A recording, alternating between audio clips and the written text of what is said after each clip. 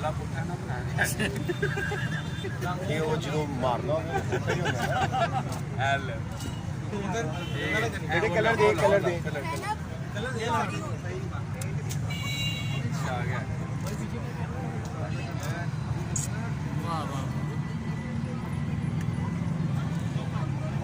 ਜਿਹੜੇ ਕਲਰ ਦੇ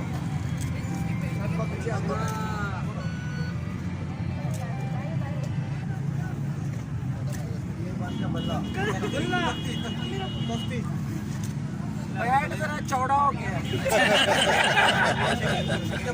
इलेक्शन तो बाद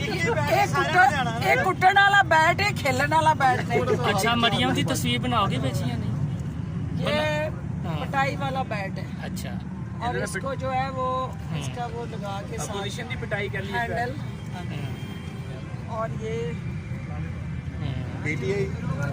मैडम इस बैट के नाल एक छक्का मारना चाहोगे